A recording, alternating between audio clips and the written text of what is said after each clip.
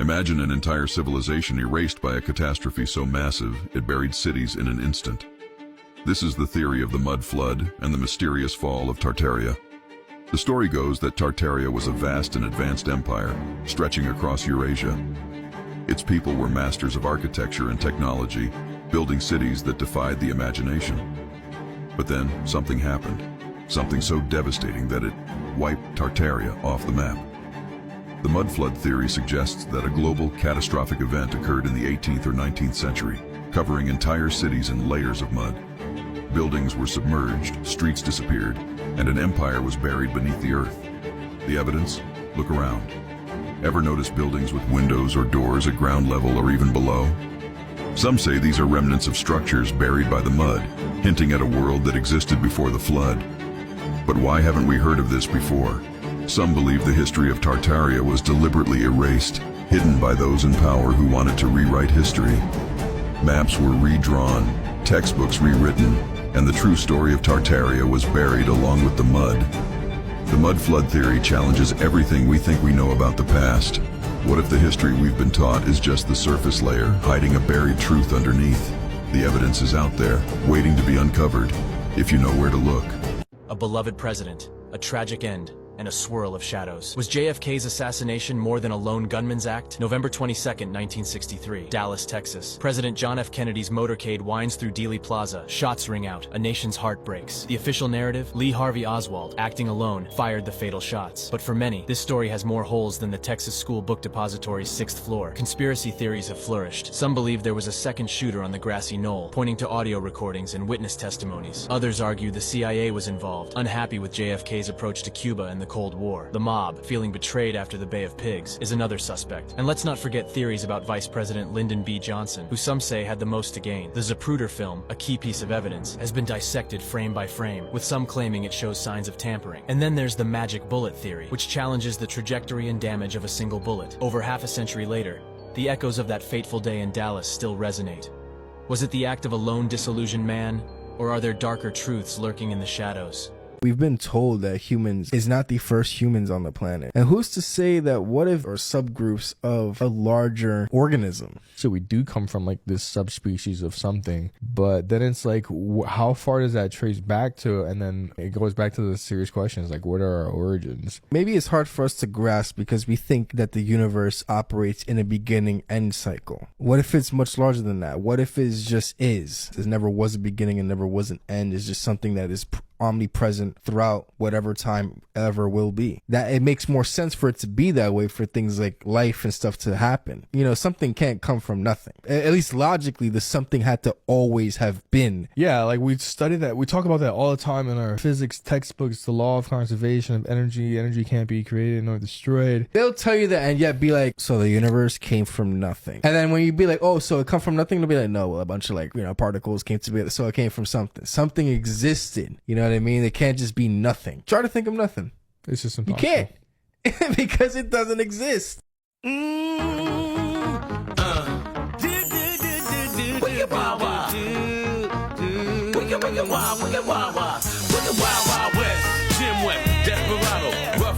No, you don't want nada, none of this. 6 gunning this, brother running this. Buffalo soldier, look, it's like I told you. Any damsel that's in distress, be out of that dress when she meet Jim West. Roughnecks will go check him on the bot. Watch your step, reflect and get a hole in your side. Swallow your pride, don't let your lip react. You don't want to see my hand where my hip be at. With Artemis from the start of this, fun of the game, James West. This guy named John Marco Allegro, he was sent to decipher the Dead Sea Scrolls. At the end of this 14-year deciphering, one of the things that he came up with, it's called the sacred mushroom and the cross. He thinks that Christ was an ancient Sumerian word. So apparently they had a word for a mushroom. And they thought that when God came on the earth and the mushrooms raised up, when you eat the mushrooms and trip your balls, you're experiencing God. Which makes sense. It totally makes sense. If you're living 50,000 years ago, you find some magic mushroom, you start chomping on them, and the next thing you know, you're like, the universe opens up with all its secrets to you. We're all connected. So in the year 1674, Dominican explorer Francisco Borgoa wrote about an extensive ancient cavity deep beneath the city of Mitla, Mexico. of which the Zapotecs considered this cavity to be the entrance to their underworld, or Lioba, place of the dead. When explorers descended into the cavity, the horrific smell, dampness of the floor, and cold winds of the tunnels put out the lanterns and they had to resurface. After several failed attempts to explore these ancient tunnels, they determined it must be cursed from the ancients, and they sealed all known entrances into the tunnel network. And for nearly 400 years, the tunnels remained dormant and hidden until yesterday, when it was announced that Mexican archaeologists had finally rediscovered the hidden Zapotec tunnel network. Through geophysical scans, the team was able to detect a large chamber hidden just beneath a church built on the surface, as well as another large void in the ground just north of the church. These chambers have not yet been explored, but it is believed they are likely linked to the ancient Zapotec cult of the dead. I'm Luke Caverns. If you'd like to learn more about ancient lost civilizations and ancient mysteries, well, please like and follow for more. Making electricity with water.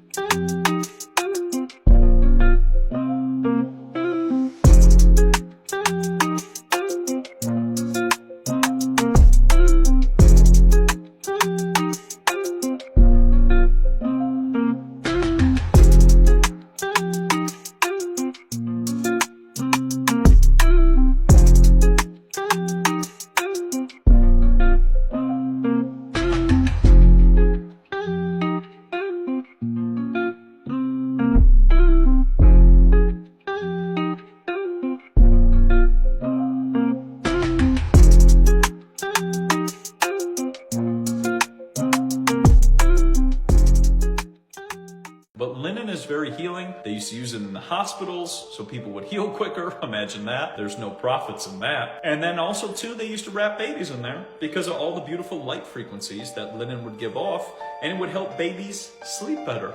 Think about it. The baby is wrapped in a plastic polyester DuPont sheet. Well, then the baby's going to get a little, they're going to kick their little legs. They're going to start getting hot. They're going to start getting bothered. What that's going to cause is them to become irritable, and they're not going to be able to sleep. So they actually used to wrap babies in linen so that they would sleep better because the linen didn't gather any static. But when you get into materials, we are meant to wear certain materials. Linen is very healing. It emits a ton of light, and it's very healing for the body. Highest light frequencies. You get into all these different clothing materials, and they all, when you go back to the natural ones, they all emit tons of light. Light is very healing, just like the sun. Plastic, on the other hand, DuPont polymers, polyurethane, acrylic, nylon, tensile, I don't know, whatever else words they come up with, those don't emit any light. And what are we? Light beings. So if you don't emit any light or allow the light to transfer throughout the material that you're wearing, you start to develop health issues. Simple.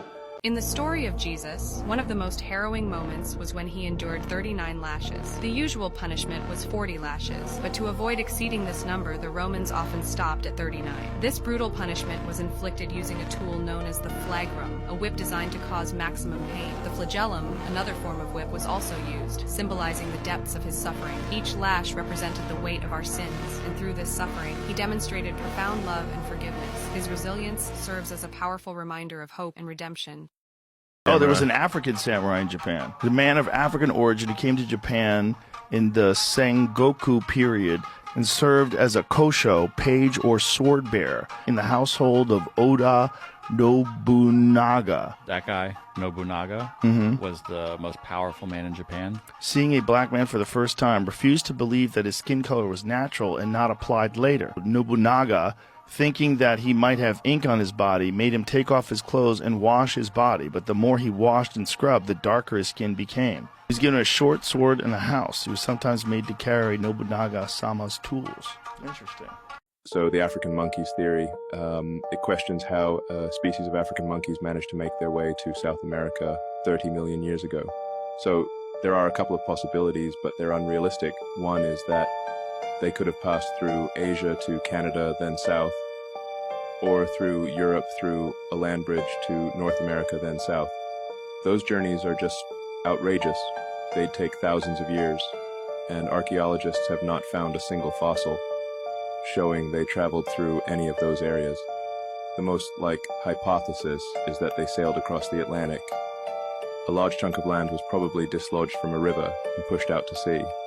But even then, the land would have had to have enough substance to provide a breeding population of monkeys with enough food for a couple of weeks, even with wind in their favor, trees on the island to help catch the wind. It still would have taken weeks to travel across the Atlantic for them to arrive in South America. When you think about it, it's crazy.